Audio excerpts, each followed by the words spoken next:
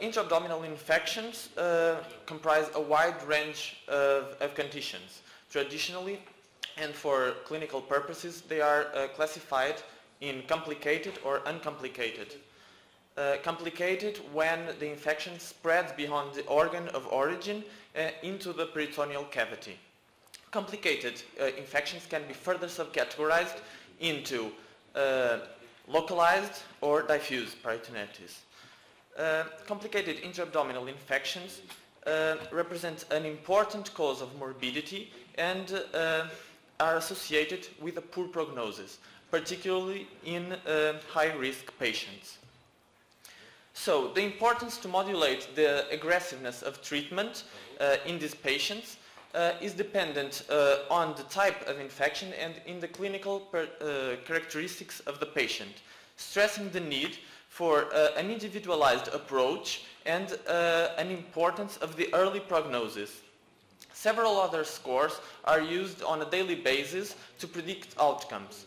SOFA, Charlson, POSSUM, between others. But none of these is validated to use in this condition of intra-abdominal infections. So, in this context, the World Society of Emergency Surgery proposed a new score which is currently under validation.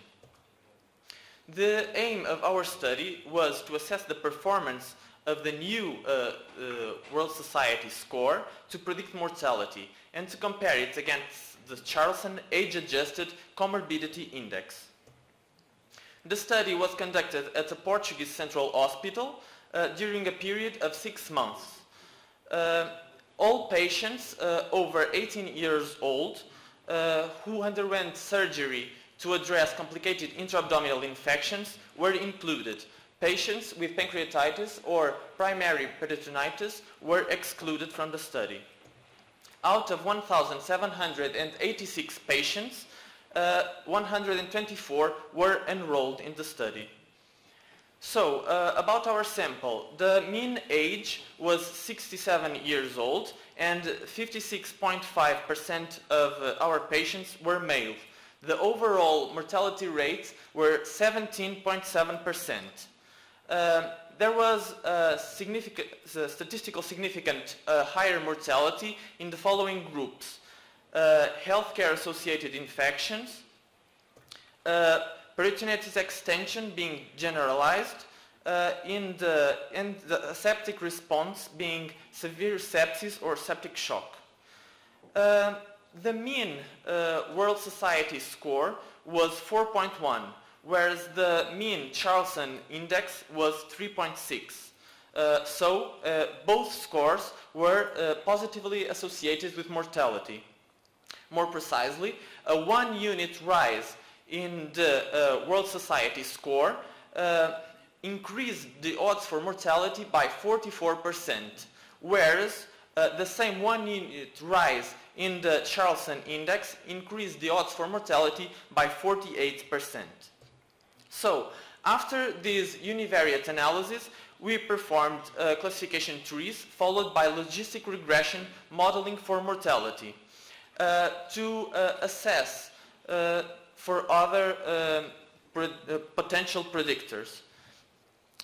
In our multivariate logistic regression were included only 3 variables: the Charlson index, the septic response, either severe sepsis or septic shock versus no sepsis plus sepsis, and the generalized peritonitis.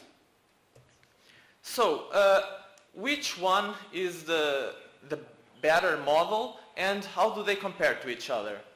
Well, on the one hand, we have the World Society score that focus primarily on the acute condition of the patient.